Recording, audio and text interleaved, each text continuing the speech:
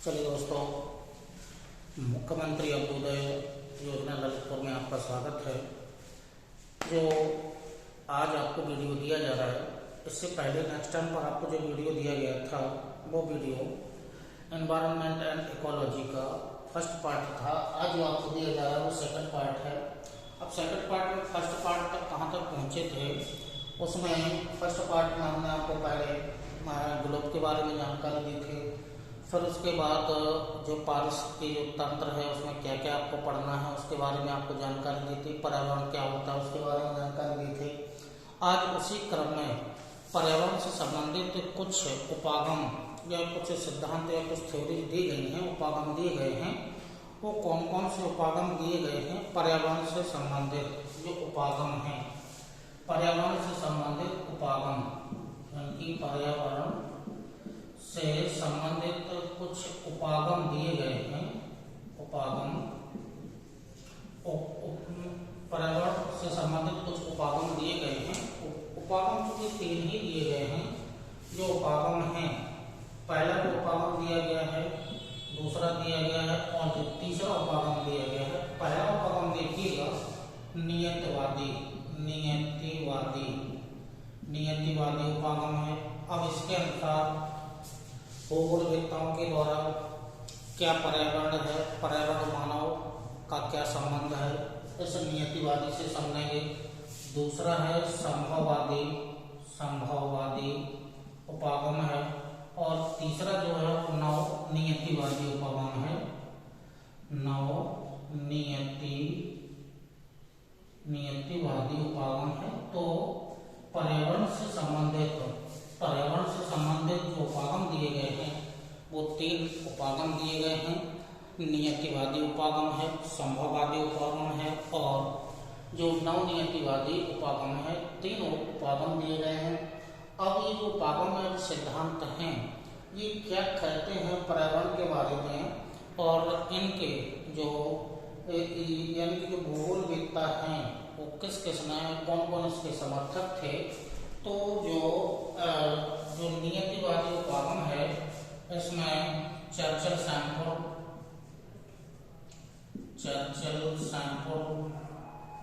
ये हैं। एक तो चर्चिल सैंपल हैं जो नियतिवादी उपागम इनके माध्यम से दिया गया था।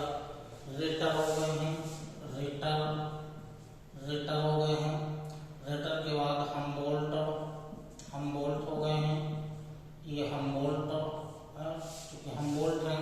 और हमबोल्ट के अलावा जो हैं ये प्रमुख भूगोलवेत्ता हैं। तीन प्रमुख भूगोलवेत्ता हैं जो नवनियतिवादी उपागम से संबंधित हैं, यानी कि एलन, चर्चिल सैंपल एक व्यक्ति हैं, दूसरा है रिटर और तीसरा है हमबोल्ट हैं।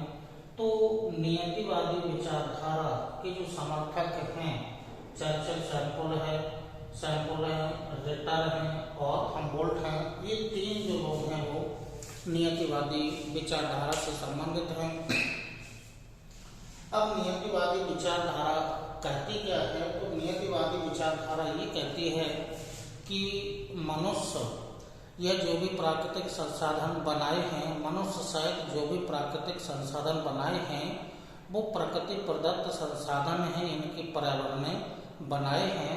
और पर्यावरण के अनुसार ही मनुष्य की जो गतिविधियाँ होती हैं, अब गतिविधियाँ जो भी हों, चाहे वो सामाजिक हों, चाहे आर्थिक हों, राजनीतिक हो, धार्मिक हों, जो भी गतिविधियाँ होती हैं वो पर्यावरण के अनुसार ही चलती हैं। मानव उसमें किसी प्रकार का कोई हस्तक्षेप नहीं करता है, यानी कि पर्यावरण सर्वश्रेष्ठ है। यानी कि पर्यावरण के अनुसार ही मानव अपनी गतिविधियों को तय करता है। तो जो नियतिवादी विचारधारा है, नियतिवादी विचारधारा के अनुसार ये है कि पर्यावरण ही सर्वश्रेष्ठ, यानी कि पर्यावरण है, पर्यावरण के अनुसार मानवीय गतिविधियां तय होती हैं। ये इस बातों का सारांश निकलेगा, यानी कि पर्यावरण में किसी प्रकार का कोई हस्तक्षेप नहीं कर सकता है। सर्वश्रेष्ठ पर्यावरण है, पर्यावरण ही मानवीय गतिविधियों को तय करता है। तो ये जो विचारधारा है, नियतिवादी विचारधारा है, यानी पर्यावरण को सर्वप्रमुख यानी कि प्रमुखता दी गई है। पर्यावरण ही सब कुछ है, पर्यावरण के अनुसार ही जो भी मानव की गतिविधियां होती हैं वो पर्यावरण के अनुसार ही तय होती हैं। तो ये नियतिवादी विचारधारा है, ये पर्यावरण को सर्वश्रेष्ठ मानती है, यानी कि पर्यावरण ही सर्वश्रेष्ठ है, मानव इसमें किसी प्रकार का हस्तक्षेप नहीं कर सकता है। तो ये जो नियतिवादी विचारधारा है, जिसके ये प्रमुख भूगोलवेत्ता है, पर्यावरण के अनुसार ये यानी कि पर्यावरण ही सब कुछ है।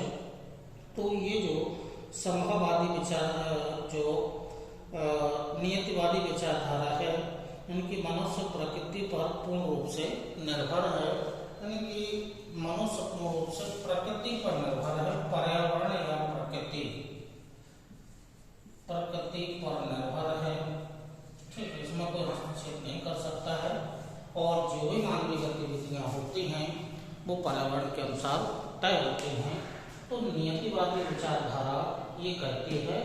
अब इसका जस्ट उल्टा है, यानी कि जस्ट नहीं है, तो जस्ट उल्टा का मतलब ये है संभववादी विचारधारा के जो प्रमुख समर्थक हैं, लावलांस, ये लावलांस इसके समर्थक हैं, प्रमुख यही हैं। इसके अलावा कार्ल सावर,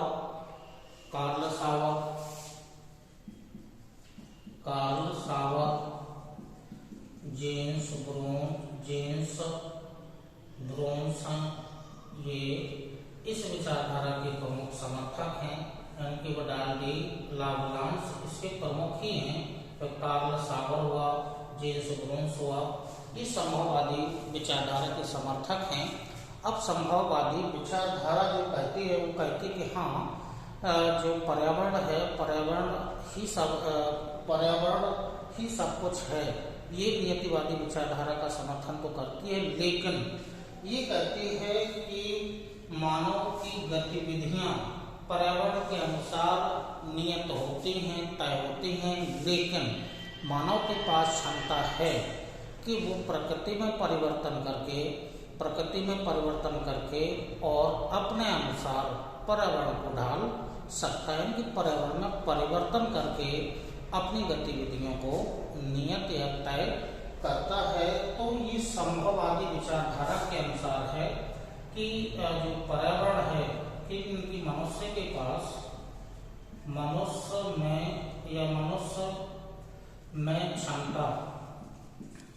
में क्षमता है कि वो पर्यावरण में परिवर्तन कर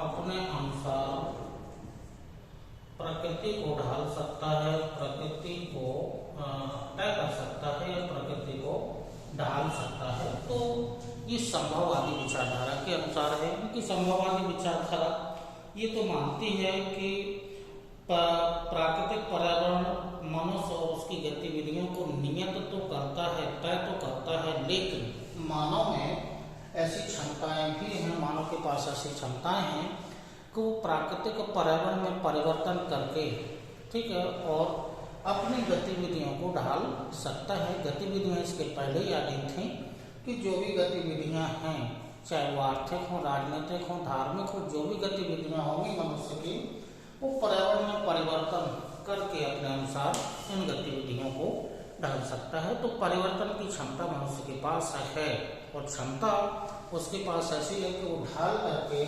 पर्यावरण को अपने अनुसार बना सकता है, पर्यावरण को ढाल सकता है, प्रकृति को ढाल सकता है। तो ये जो विचारधारा है वो संभववादी यानी पॉसिबलिज्म विचारधारा है, जिसके प्रमुख हैं वडाल्डी, लावलांस हैं, इसके अलावा कार्ल सावर, जेम्स ब्रोन्स ये भी हैं। तो ये संभववादी विचारधारा के अनुसार है। अब जो नवनियतिवादी विचारधारा है, इन दोनों नियतिवादी और संभववादी विचारधारा के बीच इनके दोनों के बीच सामंजस्य स्थापित करने की संकल्पना इसमें या उपागम जो दिया गया है, इसके जो प्रमुख हैं नवनियतिवादी के ग्रिफिथ टेलर इम्पोर्टेंट है, ये ग्रिफिथ टेलर हैं, OH स्पेट हैं। इसके दो ही प्रमुख विचारक हैं, जिसमें प्रमुख हैं ग्रिफिथ टेलर, नवनियतिवादी विचारधारा के प्रमुख हैं। तो नवनियतिवादी विचारधारा, इन दोनों के बीच का रास्ता निकाला गया है कि जो नियतिवादी विचारधारा कहती है कि प्रकृति ही सब कुछ है, यानी कि प्रकृति के अनुसार ही मानव अपनी गतिविधियों को तय करता है, जबकि वही संभववादी विचारधारा कहती है कि मनुष्य में ऐसी क्षमता है कि वो पर्यावरण में परिवर्तन करके अपने अनुसार पर्यावरण को, प्रकृति को ढाल सकता है। नवनियतिवादी जो विचारधारा है, इसमें जो प्रमुख जो उपागम दिया गया था, स्टॉप एंड गो, यानी कि रोको और जाओ की जो संकल्पना या जो स्टेटमेंट दिया था, रोको और जाओ, स्टॉप एंड गो, तो ये ग्रिफिथ टेलर ने दिया था। तो इसके अनुसार ये है कि दोनों के बीच का रास्ता निकाला गया है कि मनुष्य में क्षमताएं हैं और प्रकृति मनुष्य की वो मनुष्य के पास या मनुष्य की जो गतिविधियां होती हैं पर्यावरण पर निर्भर हैं। तो इन दोनों के बीच का रास्ता निकाला गया है नवनियतिवादी विचारधारा, जिसके प्रमुख हैं ग्रिफिथ टेलर और OH स्पेट हैं। तो इसमें स्टॉप एंड गो की जो थ्योरी दी गई है, रोको और जाओ की थ्योरी दी गई है। जो नवनियतिवादी विचारधारा है, उसमें जो प्रमुख जो आगे निकलेगा, जो यानी कि जो स्थायी विकास है, सस्टेनेबल डेवलपमेंट है, यानी कि जो स्थायी विकास है, सस्टेनेबल डेवलपमेंट है, ये जो संकल्पना इससे निकलेगी, यानी कि सतत विकास की जो संकल्पना है, इसके अनुसार सतत विकास की संकल्पना इसी विचारधारा से, यानी कि सतत विकास का उद्गम नवनियतिवादी विचारधारा से हुआ है। और सतत जो नवनियतिवादी विचारधारा है, इसके अनुसार ये है कि प्रकृति की अपनी सीमाएं होती हैं और इसका अत्यधिक दोहन विनाशकारी हो सकता है। तो प्रकृति का दोहन आवश्यकता के अनुसार होना चाहिए, ताकि मानव एवं पर्यावरण के बीच संतुलन स्थापित हो सके। तो ये मानव और पर्यावरण के बीच संतुलन स्थापित करना है, मानव और पर्यावरण के बीच एक संतुलन स्थापित करना है, यानी कि जो सतत विकास की संकल्पना है, सतत विकास की संकल्पना में ये कहा गया है कि मानव को प्रकृति का अत्यधिक दोहन नहीं करना चाहिए, क्योंकि प्रकृति है उसके पास जो संसाधन है, या प्रकृति में जो संसाधन है वो सीमित संसाधन है।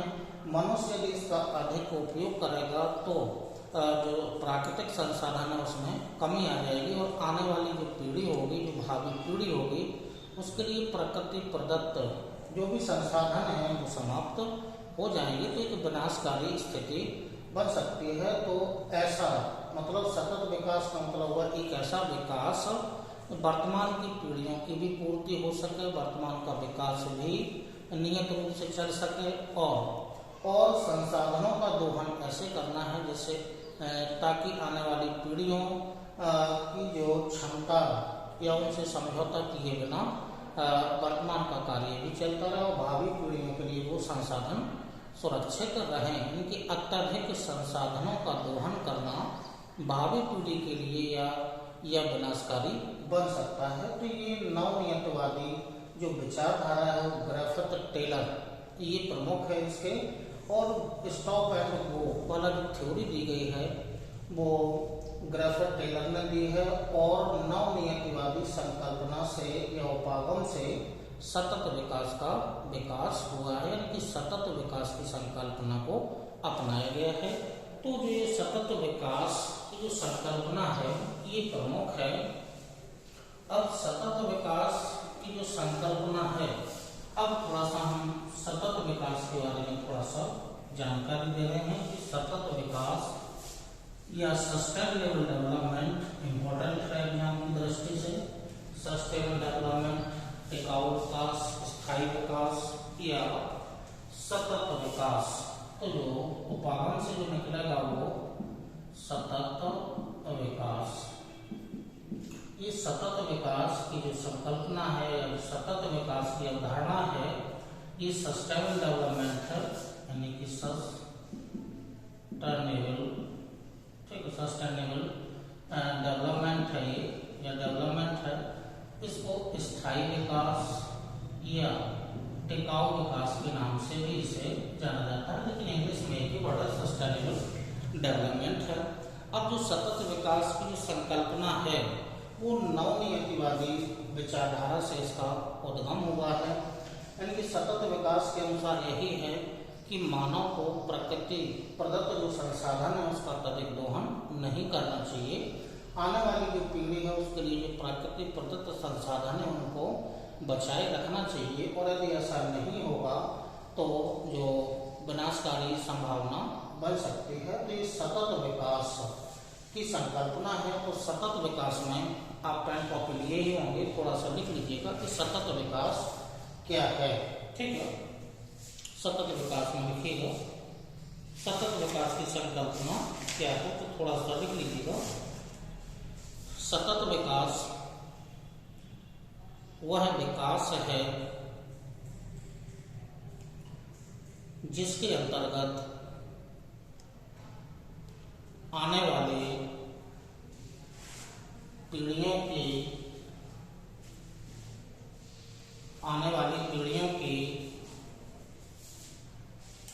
आवश्यकताओं की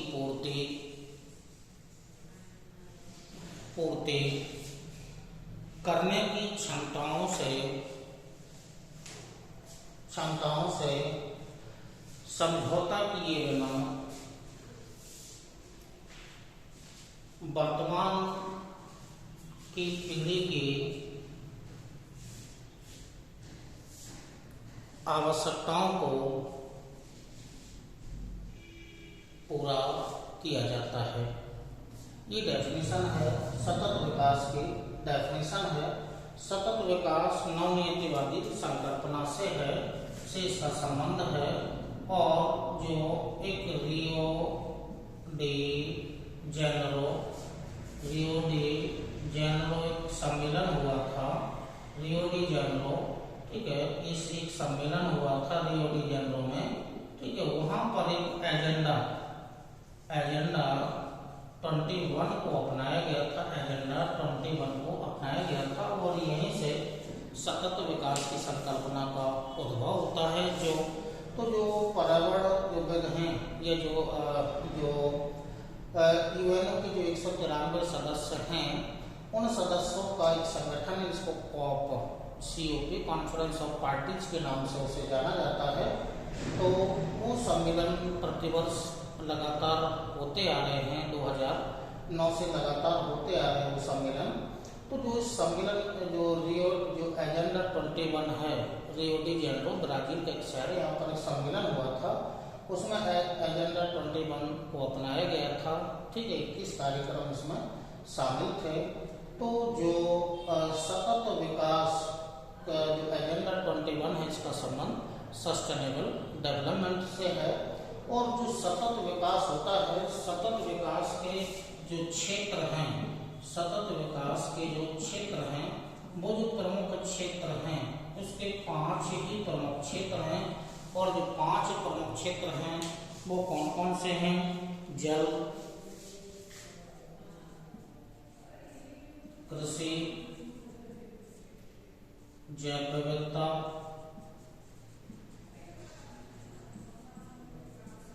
ऊर्जा और स्वास्थ्य। ये 5 प्रमुख यानी कि सतत विकास जो कार्य करता है वो 5 क्षेत्रों में मुख्य रूप से काम करता है। 5 क्षेत्र ही इसके हैं। जल पर इसे कार्य करना होता है, कृषि, जैव विविधता, ऊर्जा और स्वास्थ्य। ये जो सतत विकास, ये 5 क्षेत्र ही हैं इसके। जो 5 क्षेत्र आपको सामने लिखे गए हैं, तो सतत विकास के 5 ही क्षेत्र हैं। अब जो सतत विकास है उसकी क्या क्या विशेषताएं होनी चाहिए, तो ये तो डायग्राम या सतत विकास के बारे में आपको जानकारी दे दी गई है। अब सतत विकास की मुख्य क्या क्या उसके उद्देश्य होना चाहिए या सतत विकास की क्या क्या विशेषताएं हैं, तो सतत विकास की विशेषताएं क्या क्या होनी चाहिए, विशेषताएं या कैरेक्टरिस्टिक कौन कौन सी विशेषताएं हैं, तो जो 17 प्रमुख इसके कार्यक्रम हैं या 17 इसके प्रमुख कैरेक्टरिस्टिक हैं, जो 17 इसके कैरेक्टरिस्टिक हैं या लक्ष्य हैं, और ये 2030 तक इसका लक्ष्य रखे गए हैं। 17 लक्ष्य हैं या जो लक्ष्य रखे गए हैं 2030 तक, ये 17 इसके लक्ष्य रखे गए हैं। अपनी दुनिया में बदलाव, टिकाऊ विकास के लिए 2030 का एजेंडा स्वीकार किया गया था। यानी कि 2015 में लक्ष्य तय हुए थे। 15 वर्षों के लिए ये लक्ष्य तय थे, यानी कि 2030 तक 17 लक्ष्य तय करना है। और जो 193 जो देश हैं यूएनओ के, ठीक है, इन्होंने ये लक्ष्य तय किए हैं। अब लक्ष्य कौन कौन से हैं, वो नंबर 1, 2, 3 करके आप पॉइंट के रूप में ऐसे बना लीजिएगा। ठीक है, 17 कौन कौन से लक्ष्य हैं, तो आप कॉपी पर अपना नोट कर लीजिएगा कि सतत विकास के 2030 तक उसने जो 17 लक्ष्य बनाए हैं, जो 2015 में तय हुए थे। 17 लक्ष्य हैं, कौन कौन से लक्ष्य हैं, ये आप कॉपी पर अपने नोट कर लीजिएगा। तो 17 कौन कौन से लक्ष्य हैं, नंबर 1 और 3 करके लक्ष्यों को निर्धारित कर लीजिएगा कौन कौन से लक्ष्य हैं। तो आप लिखिएगा पहला लक्ष्य है गरीबी के सभी रूपों को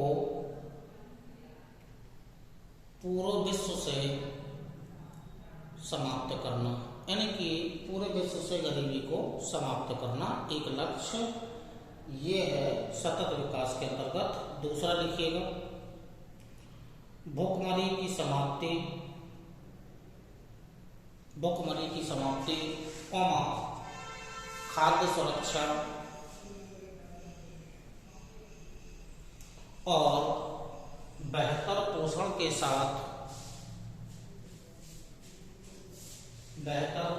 साथ टिकाऊ कृषि को बढ़ावा देना, यानी कि भूखमरी की समाप्ति करना है, खाद्य सुरक्षा को सुनिश्चित करना है, साथ ही जो पारिस्थितिक कृषि है, टिकाऊ कृषि है, इसको बढ़ावा देना, इसका दूसरा लक्ष्य। तीसरा लक्ष्य लिखिएगा सभी आयु के लोगों में स्वास्थ्य, सुरक्षा और स्वास्थ्य जीवन को बढ़ाना है। अगला लक्ष्य, चौथा जो लक्ष्य है समावेशी और न्याय संगत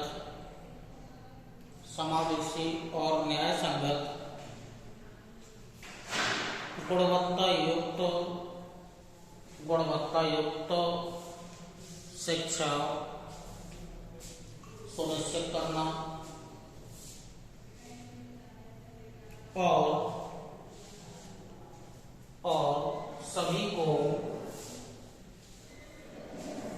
को एक साथ अवसर देना। पांचवा लक्ष्य लिखिएगा लैंगिक समानता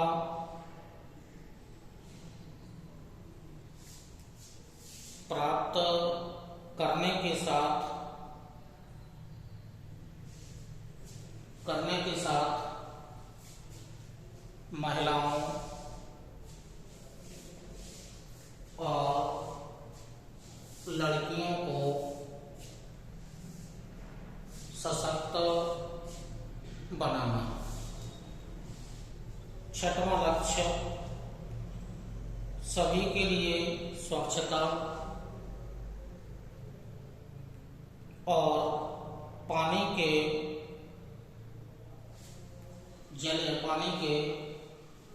सतत प्रबंधन को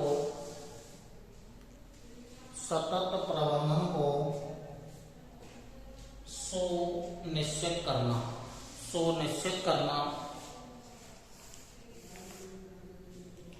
सातवां जो लक्ष्य है वो आगे लिखिएगा, सस्ती,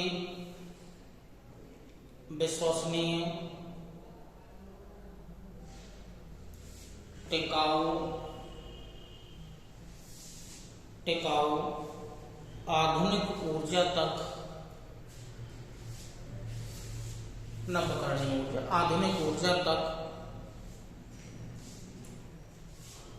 पहुंच सुनिश्चित करना। आधुनिक ऊर्जा तक पहुंच सुनिश्चित करना, यानी कि जो पहले हमने परंपरागत स्रोत ऊर्जा के अपनाए हैं जिससे बहुत सारे प्रदूषण या बहुत सारी समस्याएं उत्पन्न हुई हैं, तो परंपरागत जो परंपरागत संसाधन या स्रोत हैं उनको हमें नहीं अपनाना है, उनको ब्रेक दे देना है। जो नवीकरणीय ऊर्जा के जो स्रोत हैं, रिन्यूएबल एनर्जी है, रिन्यूएबल एनर्जी के जो सोर्स हैं उसे हमें बढ़ावा देना है, उसे हमें अपनाना है। ये मुख्य लक्ष्य है सस्टेनेबल डेवलपमेंट का। 7 लक्ष्य हो गए। 8वां लक्ष्य लिखिएगा, सभी के लिए निरंतर, समावेशी और सतत आर्थिक विकास, पूर्ण और उत्पादक रोजगार तथा बेहतर कार्य को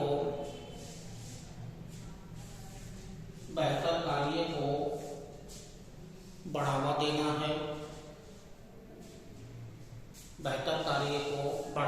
है। अगला जो 9वां लक्ष्य है, लचीले बुनियादी ढांचे, समावेशी और सतत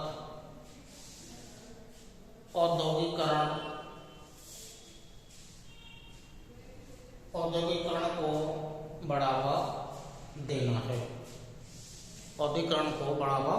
देना है। 10वां लक्ष्य लिखिएगा, देशों के मध्य और देश के भीतर, मतलब जो 193 देश है उन देशों के आपसी संबंध और एक जो देश है उनके अंदर, देश के अंदर या भीतर असमानता को कम करना। अमीरी, गरीबी, लिंग भेद, जो भी असमानताएं समाज में फैली हुई हैं या देश के अंदर जो भी असमानताएं फैली हुई हैं वो जिस स्तर पर भी फैले हों उनको समाप्त करना। अगला जो लक्ष्य है, 11वां जो लक्ष्य है, सुरक्षित, लचीले और टिकाऊ शहर और मानव बस्तियों का निर्माण करना, यानी कि शहर का निर्माण सस्टेनेबल डेवलपमेंट के अनुसार किया जाए ताकि वहाँ जल निकासी की सुविधा ठीक तरीके से हो, प्रदूषण की समस्या ना हो, ऊर्जा कि उस क्षेत्र में या शहर में कमी ना हो। तो जो शहर की जो भी नगरीय जो भी समस्याएं हैं उनका समाधान सस्टेनेबल डेवलप के माध्यम से या उनका विकास सस्टेनेबल डेवलप के माध्यम से 2030 तक जो लक्ष्य रखा गया है, ये लक्ष्य है। 12वां जो लक्ष्य है वो 12वां लक्ष्य लिख लीजिएगा, स्थायी खपत और उत्पादन पैटर्न को सुनिश्चित करना कि कितनी खपत होगी और कौन कौन से साधन अपनाए जाएंगे, इनको सुनिश्चित करना है। 12 लक्ष्य को 13वां लक्ष्य लिखिएगा, जलवायु परिवर्तन और उसके प्रभावों से निपटने के लिए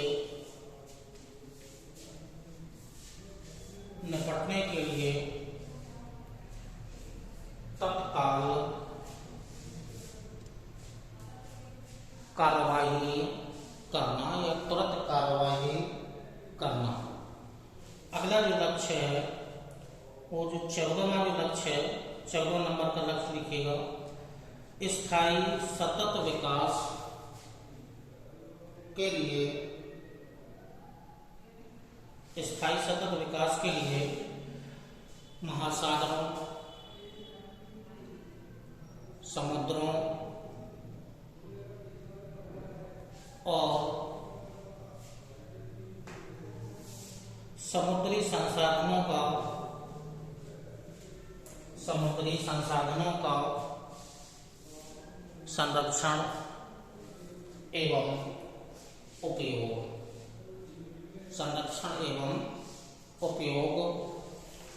15वां लक्ष्य लिखिएगा, सतत उपयोग को बढ़ावा देने वाली स्थलीय पारिस्थितिकीय प्रणालियों, सुरक्षित जंगलों, भूमि क्षरण और जैव विविधता के बढ़ते नुकसान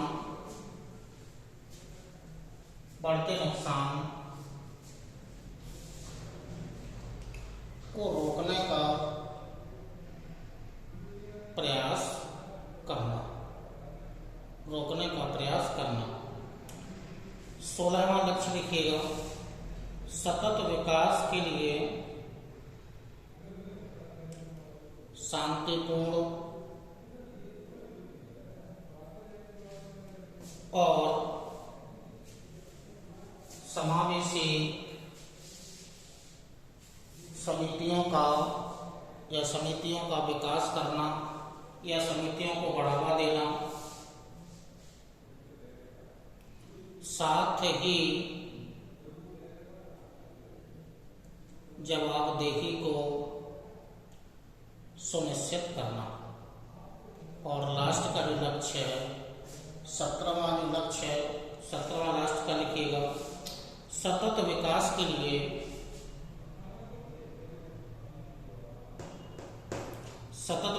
लिए वैश्विक भागीदारी को सुनिश्चित करने के अतिरिक्त कार्यान्वयन के संसाधनों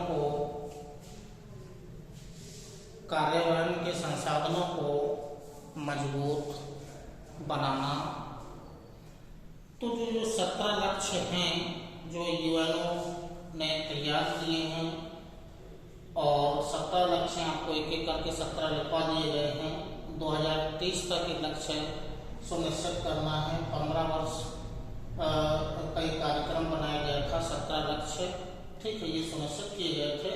तो जो नवनियतवादी संकल्पना है, नवनियतवादी संकल्पना से सतत विकास की अवधारणा का विकास हुआ है और सतत विकास क्या है ये भी आपको बता दिया गया है, और इसकी क्या क्या विशेषताएं हैं ये भी आपको जानकारी दे दी गई है। तो जो पर्यावरण से संबंधित उपागम दिए गए हैं नियतिवादी, संभववादी और नवनियतिवादी, उससे एट लास्ट में सतत विकास की अवधारणा का विकास हुआ है।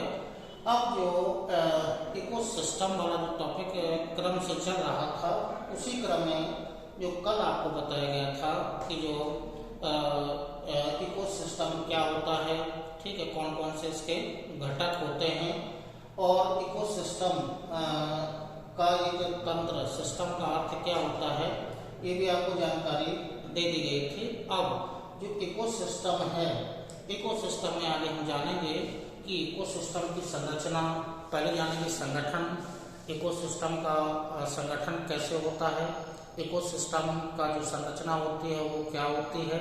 आगे इसी क्रम में इकोसिस्टम का हम मापन किस प्रकार से करेंगे, और इकोसिस्टम के कितने टाइप होते हैं, कौन कौन से प्रकार होते हैं, क्या इसकी क्रियाशीलता होती है, क्या उत्पादकता होती है, और कैसे असंतुलन होता है। तो इसी क्रम में आगे हम आपको ये जानकारी आगे आपको दे रहे हैं कि जो सस्टेनेबल डेवलपमेंट है उससे संबंधित, तो इसी क्रम में आगे जानकारी।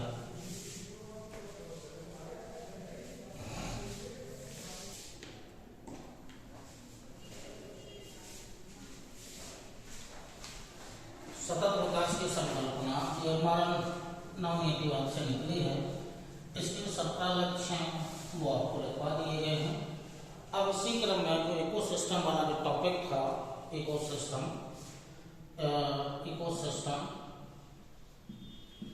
इसके बारे में कल आपको जानकारी दी गई होगी कि 1935 में एजी टॉन्सले नाम के भूगोलवेत्ता थे या पर्यावरणविद थे, उन्होंने इकोसिस्टम शब्द को दिया था। जबकि जो इकोलॉजी शब्द है वो एजी जो अर्नेस्ट हैकल हैं उनके द्वारा दिया गया था, 1869 में दिया गया था। तो इकोसिस्टम के बारे में आपको कल इकोसिस्टम क्या होता है, बायोम से क्या होता है, और सिस्टम कैसे बनता है, ये आपको जानकारी दी गई होगी। तो अब सिस्टम में घटक भी आपको बताए गए होंगे कि जो घटक होते हैं, ठीक, किसी भी पारिस्थितिक तंत्र के जो घटक होते हैं वो 3 ही घटक होते हैं, यानी कि जैविक घटक, अजैविक घटक और अजैविक घटक के अंतर्गत शामिल है ऊर्जा घटक। तो ये 3 प्रमुख घटक हैं। तो ये पूरी जानकारी आपको पहले यानी कि जो फर्स्ट वीडियो था उसमें आपको दी गई होगी।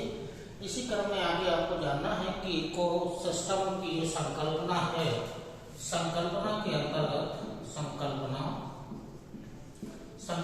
अंतर्गत हमें 2 चीजें मुख्य रूप से जानना है कि जो इकोसिस्टम की संकल्पना है उसमें संकल्पना के अंतर्गत हमें 2 चीजें जानना है, संगठन और इकोसिस्टम की संरचना। ये 2 चीजें हमें जाननी है।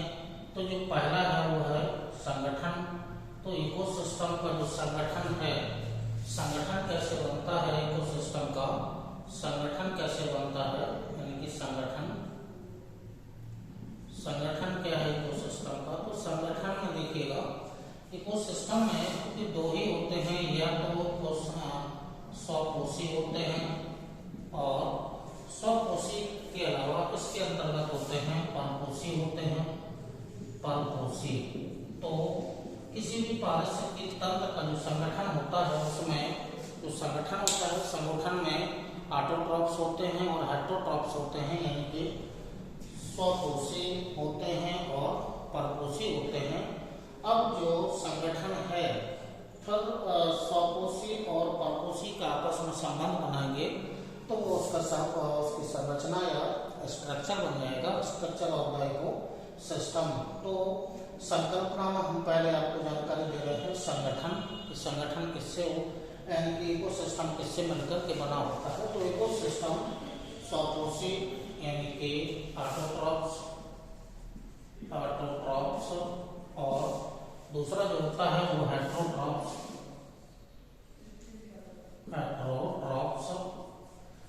ठीक, अब स्वपोषी देखिएगा कि स्वपोषी के अंतर्गत क्या क्या आते हैं, क्या होता है स्वपोषी। तो स्वपोषी में जितने सभी हरे पौधे, सभी हरे पौधे। सभी हरे पौधे किसके अंतर्गत आ जाते हैं? सभी हरे पौधे स्वपोषी के अंतर्गत आ जाते हैं। अब ये स्वपोषी क्यों है? ये स्वपोषी क्योंकि ये अपना भोजन स्वयं तैयार कर लेते हैं अजैविक घटकों की सहायता से। तो ये हरे पौधे जो भी हैं, हरे पौधे जितने भी हरे पौधे होते हैं, ये हरे पौधे हैं, ठीक है, हरे पौधे हैं। हरे पौधों में पत्तियां होंगी, ठीक है, पत्तियों में क्लोरोफिल पाया जाएगा। ये वातावरण होगा, यहाँ ये सॉइल होगी यानी कि मिट्टी होगी। मिट्टी में खनिज लवण उसमें होंगे, ठीक है। मिट्टी में ये जल होगा। अब ये सूर्य का प्रकाश होगा यानी कि सनरेज होंगी, ठीक है, ये सनरेज, ये सनरेज होंगी। वातावरण से ये जो ले लेंगे वो कार्बन डाइऑक्साइड, ये वातावरण से ले लेंगे। तो जो जैविक और अजैविक घटक का जो अंतर संबंध है, यहाँ आप देखिएगा कैसे अंतर संबंध बनता है जैविक और अजैविक घटकों का। तो जैविक घटकों के अंतर्गत हमने आपको बताया होगा कि सूक्ष्म पौधों से लेकर के बड़े पौधों तक, क्योंकि यहाँ ऑटोट्रॉफ्स में सभी हरे पौधे आ रहे हैं, यानी कि शैवाल से लेकर के बड़ी जो वनस्पति, वेल डेवलप्ड वनस्पति, सिकोया जैसे वृक्ष हैं, वो ऑटोट्रॉफ्स के अंतर्गत आएंगे। तो स्वपोषी के अंतर्गत सभी हरे पौधे हैं। तो सभी हरे पौधे का मतलब जो पौधे हैं वो जैविक घटकों के अंतर्गत आएंगे। अब अजैविक घटकों का अंतर संबंध देखिएगा कैसे जैविक घटक से बनता है। तो अजैविक घटकों के अंतर्गत सूर्य का प्रकाश, गैसें, गैसों में कार्बन डाइऑक्साइड गैस होगी, मिट्टी है, खनिज लवण है, जल है, ये अजैविक घटकों के अंतर्गत आएंगे, ठीक। अब जो फोटोसिंथेसिस की प्रक्रिया होगी या प्रकाश संश्लेषण की प्रक्रिया होगी, प्रकाश संश्लेषण, जो प्रकाश संश्लेषण की प्रक्रिया होगी, उस प्रकाश संश्लेषण की प्रक्रिया में क्या क्या भाग लेंगे? प्रकाश संश्लेषण की प्रक्रिया में कार्बन डाइऑक्साइड प्लस जल, और इसकी सहायता से पत्तियों में जो पाया जाएगा वो क्लोरोफिल होगा। क्लोरोफिल की सहायता से सूर्य के प्रकाश की उपस्थिति में यानी कि सनरेज, तो अजैविक घटकों की सहायता से पौधे अपना बना लेंगे, क्या? भोजन बना लेंगे। और ये भोजन बनाने का मतलब है कि पौधे ने प्रकाश संश्लेषण की क्रिया के माध्यम से अजैविक घटकों की सहायता से क्लोरोफिल की उपस्थिति में भोजन अपना स्वयं तैयार कर लिया है। अपना भोजन स्वयं तैयार करने का मतलब है कि भोजन तैयार स्वयं कर लिया है। तो जितने भी हरे पौधे होते हैं वो अपना भोजन स्वयं तैयार कर लेते हैं अजैविक घटकों की सहायता से। तो सभी हरे पौधों को ऑटोट्रॉफ्स या स्वपोषी की श्रेणी में रखा जाता है। अब ये जो भोजन तैयार किया है, अब ये भोजन विभिन्न रूपों में तैयार हो सकता है।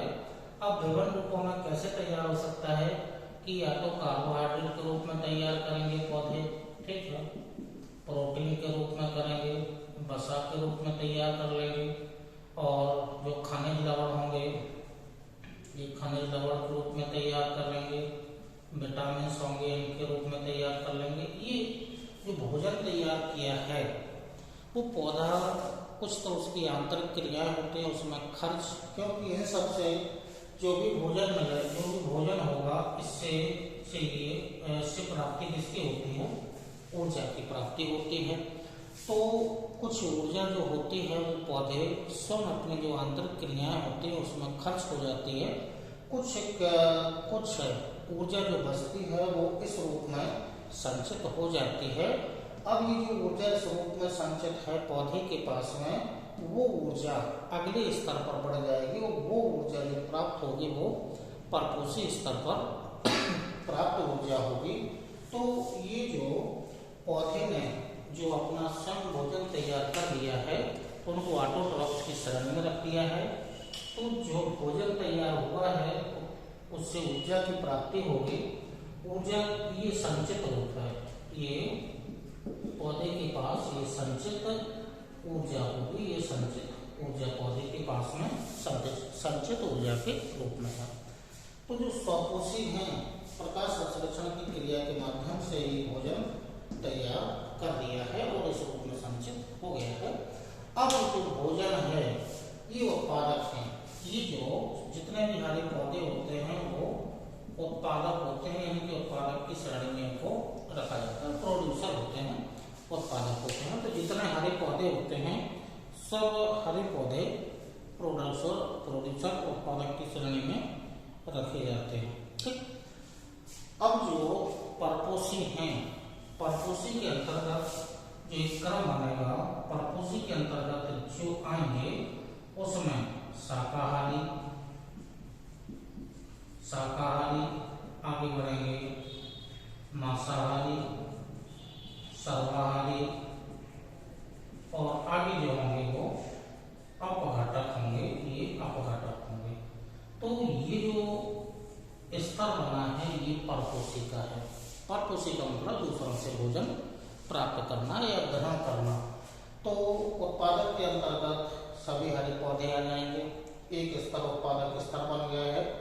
पौधे के पास जो संचित ऊर्जा है वो संचित ऊर्जा इस रूप में संचित ऊर्जा है, यही ऊर्जा आगे बढ़ेगी। तो हरे पौधों को खाने वाले होंगे वो शाकाहारी होंगे, शाकाहारी को खाने वाले मांसाहारी और सब कुछ खाने वाले सर्वाहारी, और अंत में जो ऊर्जा पहुंचेगी वो अपघटक के पास पहुंचेगी। इनकी ऊर्जा अपघटक के पास पहुंचेगी। तो अब ये जो क्रम बन गया है वो परपोषी के रूप में बन गया है। इसी क्रम में आगे जो संरचना एक समझनी है कि ऊर्जा का जो स्तर है वो कैसे आगे, इनकी जो पोषण स्तर है वो कैसे आगे बढ़ता है। तो जो पोषण स्तर है आगे उसका एक क्रम देख लीजिएगा। पोषण स्तर है,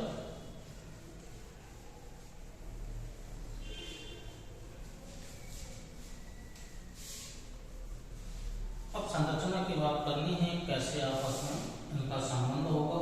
ठीक है, आपस में संबंध का मतलब होगा कि एक चीज और समझ लीजिएगा कि आगे संबंध कैसे होगा। कि मान लीजिएगा कोई भी बायोम है, इतने बहुत सारे बायोम हैं। ठीक है, कोई बायोम है, ठीक है, कोई बायोम है। बायोम का मतलब हुआ कि अब कैसे अंतर संबंध बनाना है। तो अंतर संबंध को थोड़ा सा समझ लीजिएगा कि मान लीजिएगा कोई एक झील है, नदी है, जो भी कल आपको बायोम के बारे में जानकारी दी गई, बहुत सारे बायोम हैं। ठीक है, स्थल मंडल पर, जलमंडल, वायुमंडल सब मिलकर बहुत सारे स्थल मंडल पर बहुत सारे बायोम्स होंगे। तो स्थल मंडल का मान लीजिएगा लिथोस्फीयर का एक बायोम है। जैसे मान लीजिएगा कि कोई ये झील है, झील का बायोम हमें समझना है कैसे अंतर संबंध बनेगा। तो ये झील है तो इसका मतलब है कि इस झील में जल होगा। ये झील है, इसमें वाटर होगा, यानी कि H2O होगा या जल लिख दीजिएगा, ये जल होगा।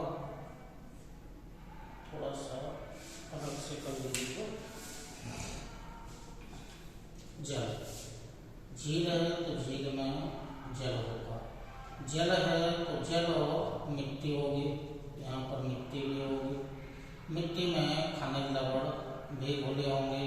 ठीक है, अब इस झील को ऊर्जा की प्राप्ति भी हो रही होगी, यानी कि इससे सौर ऊर्जा की प्राप्ति भी होगी। झील है, झील के आसपास वातावरण भी होगा, तो यहाँ से कार्बन डाइऑक्साइड गैस भी मिलेगी। अब ये जो आपको झील में दिखाए गए हैं वो सभी अजैव घटक हैं।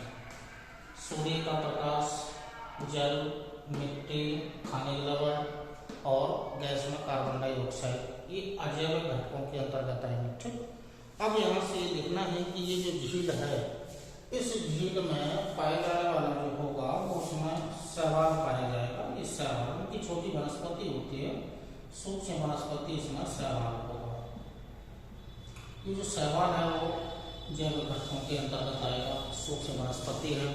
अब कैसे अंतर संबंध बनता है, वो अंतर संबंध देखिएगा कि प्रकाश संश्लेषण यानी कि फोटोसिंथेसिस की प्रक्रिया होगी। प्रकाश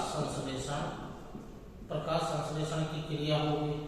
तो अब ये मैंने आपको पहले बता दिया है कि प्रकाश संश्लेषण की क्रिया में जो शैवाल है, शैवाल के पास क्लोरोफिल होगा, ठीक है, शैवाल है इसके पास क्लोरोफिल होगा। प्रकाश संश्लेषण की प्रक्रिया में खनिज लवण, जल, मिट्टी, कार्बन डाइऑक्साइड, सूर्य का प्रकाश ये भाग लेते हैं और भाग लेके बना लेंगे अपना भोजन बना लिया, ठीक है। तो भोजन किसने बनाया है? भोजन शैवाल ने बनाया है, ठीक है। तो शैवाल किस श्रेणी में आ गया है? शैवाल उत्पादक की श्रेणी में आ गया है, स्वकोशी की श्रेणी में आ गया है, ठीक है। तो झील में जो जैव घटक शैवाल है उसने अपना भोजन बनाया है, लेकिन किसकी सहायता से बनाया है? अजैव घटकों की सहायता से बनाया है। प्रकाश संश्लेषण की प्रक्रिया संपन्न हो गई, ठीक। अब यहाँ इन शैवालों को खाने वाले जो होंगे तो हो सकता है कि इस झील में कीड़े मकोड़े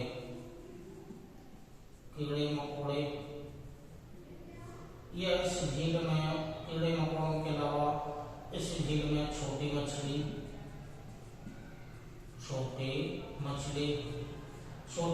को खाने वाली बड़ी मछली या छोटी मछली को खाने वाले हो सकता है कि मेंढक हो, ठीक है। इस बड़ी मछली को खाने के लिए हो सकता है कि बाज या बगुला हो। इस मेंढक को खाने के लिए इस झील में सर्प हो सकता है। अब देखिए ये श्रृंखला बन गई, मतलब शैवाल स्वकोशी के अंतर्गत आ गया है। ये जो प्रोसेस आ रही है ये परपोषी के अंतर्गत आ रही है। क्यों? परपोषी ने भोजन किससे लिया है? उत्पादक से भोजन लिया है। ये सिस्टम झील का है, झील के बाहर नहीं जाना है, झील के अंदर रहना है। एक विशेष बायोम बन गया है, झील का एक बायोम बन गया है। तो छोटी मछलियों को खाने वाली बड़ी मछलियां, बड़ी मछलियों को खाने वाला बगला या अन्य जीव भी हो सकते हैं, या मेंढक को खाने वाला सर्प। ये पूरा सिस्टम एक झील का सिस्टम है। अब इस झील के सिस्टम में जो शैवाल होगा वो उत्पादक की श्रेणी में आ जाएगा, ठीक है। ये जो कीड़े मकोड़े होंगे, ये जो प्राथमिक इनकी जो उपभोक्ता, ये वाला जो श्रेणी बन रही है, ये उपभोक्ता की श्रेणी बन रही है, उपभोक्ता की श्रेणी। अब उपभोक्ता में यहाँ से ये समझिएगा कि ये तो हो गया है ये शाकाहारी, ठीक है, या छोटी मछलियां को खाने वाले उत्पादक को खाने वाले यहाँ पर कोई शाकाहारी आ जाएंगे, ये शाकाहारी हो जाएंगे, ये मांसाहारी हो जाएंगे, ये मांसाहारी बन जाएंगे, और ये सर्वाहारी बन जाएंगे, ये सर्वाहारी।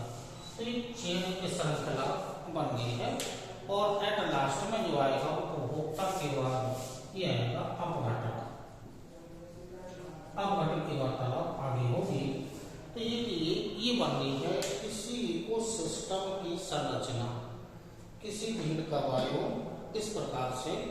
अब ऊर्जा जो बनाई है, ऊर्जा है वो शैवाल के पास है, यानी कि उत्पादक के पास ऊर्जा होगी। अब जो ऊर्जा होती है वो कैसे आगे बढ़ती है? तो ऊर्जा का एक क्रम देख लीजिएगा, ये बायोम की संरचना होगी है। तो जिस प्रकार से एक झील का इकोसिस्टम बनाया गया है, सबका कार्य, सबकी शारीरिक संरचना सबकी अलग अलग होगी, सबका भोजन ग्रहण करने का तरीका सबका अलग अलग होगा, और एक श्रृंखला बन जाएगी कौन किसको खाने वाला होगा। तो उत्पादक, शाकाहारी, मांसाहारी, सर्वाहारी और अंत में अपघटक आएंगे। अब इनकी जो खाने का जो प्रोसेस चला है, पोषण स्तर जो बना है, यानी कि जो उत्पादक, उपभोक्ता और अपघटक का जो पोषण स्तर बना है, इस पोषण स्तर में जो ऊर्जा का जो क्रम होता है, इस 10% का नियम लागू होता है इसमें, 10%। किसी भी इकोसिस्टम में 10% का नियम लागू होगा। और ये जो नियम है टर्लिंग मान, ये एक वैज्ञानिक थे, उन्होंने ये 10% का एक नियम दिया था, यानी कि किसी भी इकोसिस्टम में 10% का नियम लागू होता है। 10% का नियम लागू क्या है? वो एक नियम देखिएगा कि 10% का नियम क्या होता है। क्योंकि जो ऊर्जा बनाई है प्रकाश संश्लेषण की प्रक्रिया में, वो ऊर्जा किसके पास है? उत्पादक के पास है। उत्पादक के पास से अब जो ये उपभोक्ता स्तर है, उपभोक्ता स्तर हो गया। उपभोक्ता स्तर से आगे ऊर्जा बढ़ेगी अपघटक, ये अपघटक स्तर पर आगे ऊर्जा बढ़ेगी। अब जो उपभोक्ता जो स्तर है इसमें 3 स्तर आ जाएंगे। जैसे ये हो गया है, ये शाकाहारी हो जाएगा, शाकाहारी से मांसाहारी और मांसाहारी से सर्वाहारी, और सर्वाहारी के बाद आगे ऊर्जा अपघटक स्तर पर बनेगी। तो 3 ही स्तर, ये स्तर हो गए उपभोक्ता का स्तर, उत्पादक, उपभोक्ता और अपघटक। यहाँ 3 स्तर बन रहे हैं जो कि ये उपभोक्ता स्तर के ही हैं, ये उपभोक्ता स्तर के ही हैं। तो अब जो मान लीजिएगा जो 10% का नियम लागू करना है, जो लंडसे मान ने जो 10% का नियम दिया था, उस नियम के अनुसार क्या है कि 10% ऊर्जा एक स्तर से दूसरे स्तर में आगे बढ़ती है, और जो 90% ऊर्जा है वो जो पोषण स्तर है उसकी शारीरिक क्रियाओं में खर्च हो जाती है।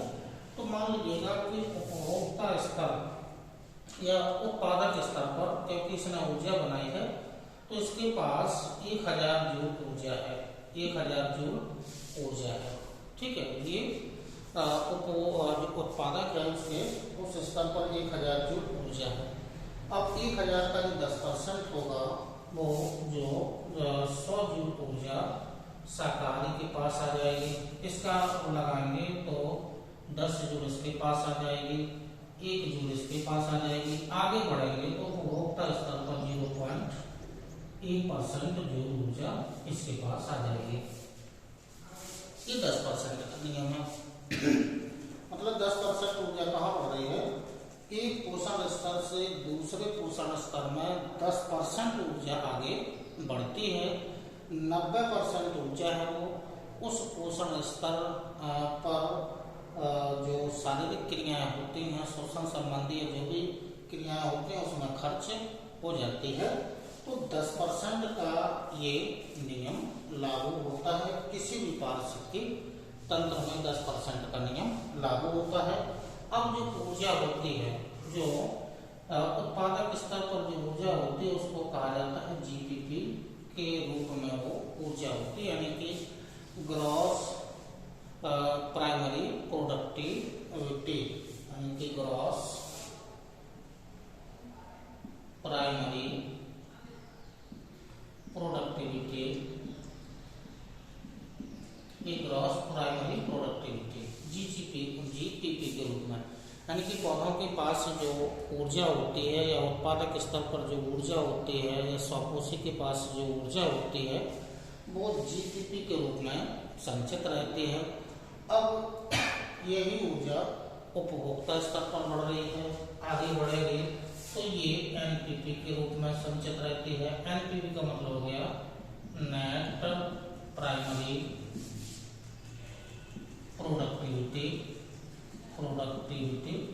और जो अपघटक स्तर पर ऊर्जा होती है वो सीपी के रूप में होता है, यानी कि कार्बनिक प्रोडक्टिविटी के रूप में होता है। तो ऊर्जा 3 रूपों में है। जीपीपी के रूप में है जो उत्पादक स्तर पर होती है, एनपीपी के रूप में है वो उपभोक्ता स्तर पर संचित रहती है, और अपघटक स्तर पर कार्बनिक प्रोडक्टिविटी यानी कि कार्बनिक पदार्थों के रूप में संचित रहती है। तो किसी भी पारिस्थितिक तंत्र में उत्पादक, उपभोक्ता और अपघटक इन स्तरों पर जो 10% ऊर्जा होती है वो एक स्तर से दूसरे स्तर में यानी कि 10% बढ़ती है, और 10% ऊर्जा आगे बढ़ेगी। तो 10% जो ऊर्जा है 10% ऊर्जा है वो आगे बढ़ती जाएगी, और 90% जो ऊर्जा है वो श्वसन संबंधी जो क्रियाएं होती हैं उनमें खर्च हो जाती है। तो ये नियम है 10% का नियम होता है। तो किसी भी पारिस्थितिक तंत्र में, किसी भी वायुअंश में, तो बहुत सारे वायुअंश हैं ग्लोब पर, तो ये इकोसिस्टम बन रहा है, यानी कि ये ऊर्जा का जो प्रवाह है या ऊर्जा का जो चक्रण होता है वो, ये इम्पोर्टेंट पॉइंट है, ऊर्जा का जो प्रवाह होता है वो एक दिशीय होता है।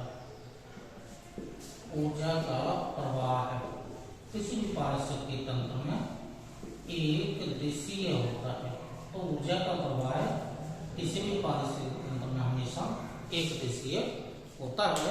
तो ऊर्जा का जो प्रवाह होता है वो एक दिशीय होता है, जबकि खाद्य पदार्थों का चक्रण होता है, ठीक है, उनका चक्रण होता है, लेकिन ऊर्जा का प्रवाह एक दिशीय होता है। ऐसा नहीं होगा कि शाकाहारी को खाने वाले हरे पौधे हों पर तो ऊर्जा वापस आ जाएगी, व्यर्थ हो जाएगी। ऊर्जा का स्तर एक स्तर से दूसरे स्तर में बढ़ता जाता है। तो ये इकोसिस्टम का जो कंपोजिशन, संगठन है और संरचना है, इसके बारे में आपको जानकारी दी है। इसी क्रम में जो इकोसिस्टम या जो पारिस्थितिकी तंत्र होता है उसके हमें टाइप को जानना है। तो इसी क्रम में आगे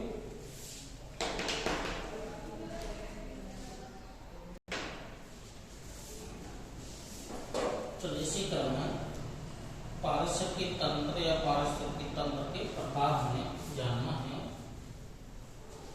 केवल एक डायग्राम के माध्यम से आपको बता रहा हूं। प्रकार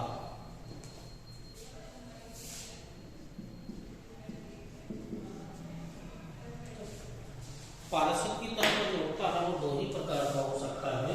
या तो वो पारिस्थितिकी तंत्र जो होगा वो प्राकृतिक होगा, प्राकृतिक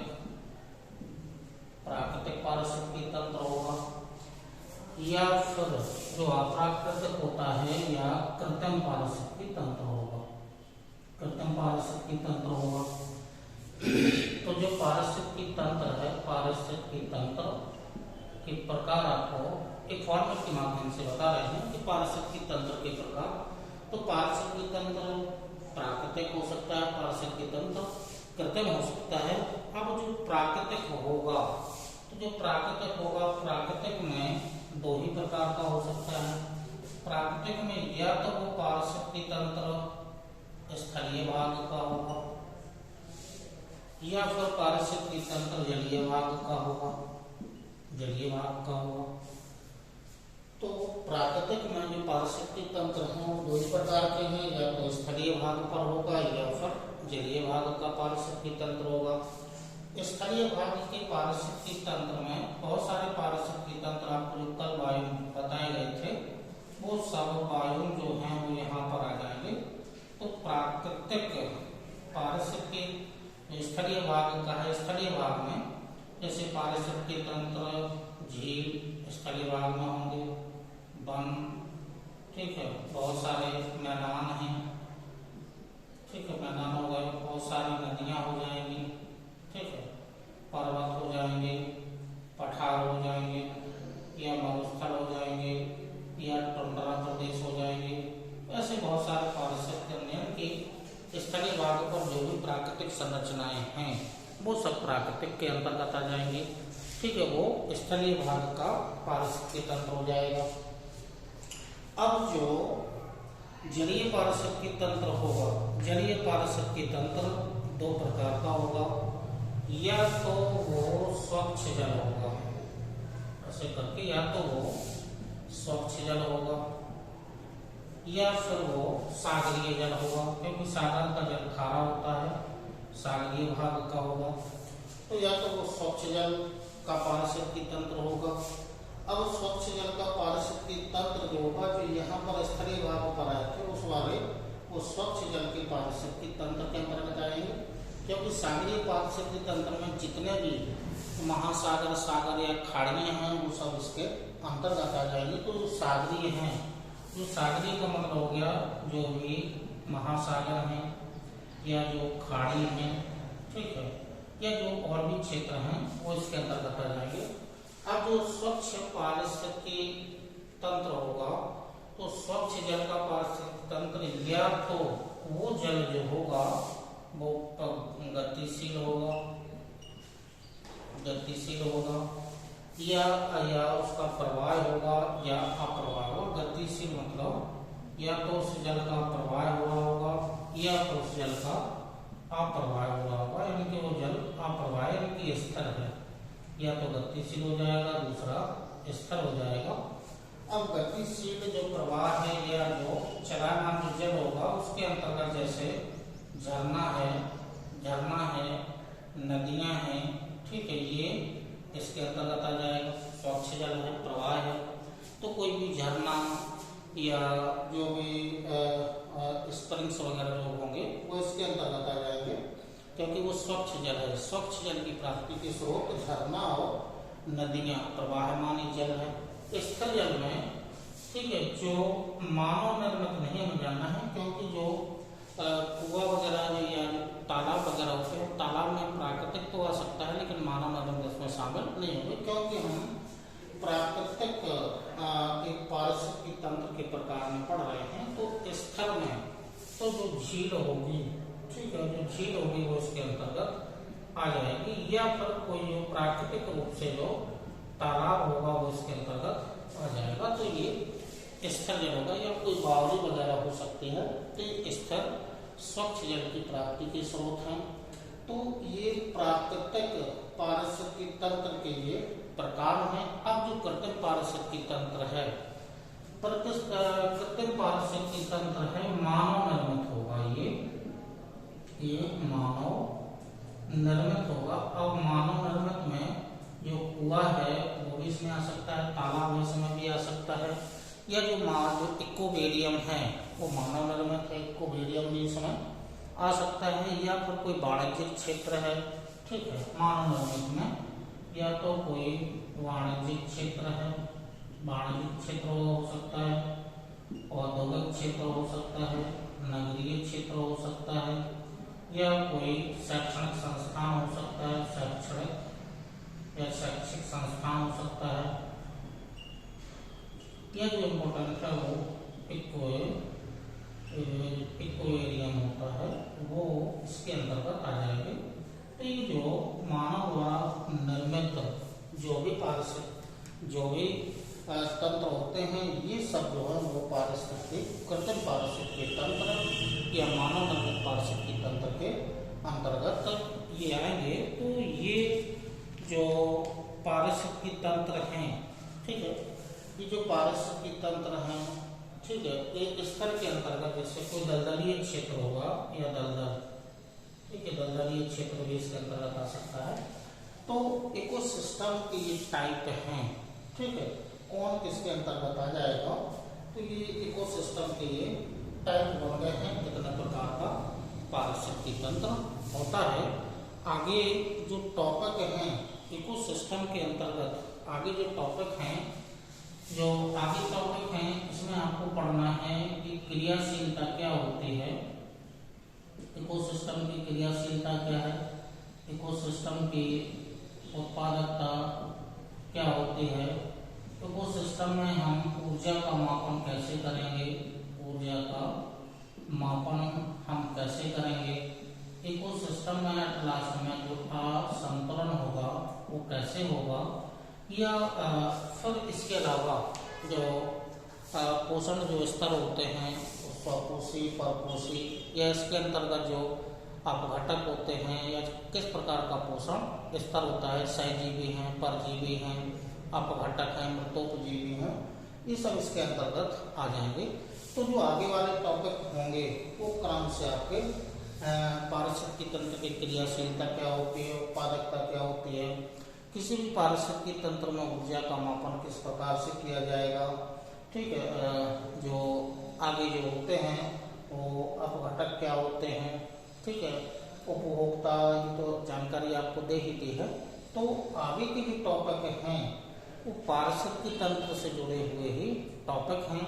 तो इसी क्रम में आगे आपको ऐसी वीडियो आगे की जो क्लास यदि ऑनलाइन होती है तो इसी प्रकार से आपको वीडियो दिए जाएंगे। ऑफलाइन क्लास होगी तो इसी क्रम से आगे आपको बढ़ा जाएगा।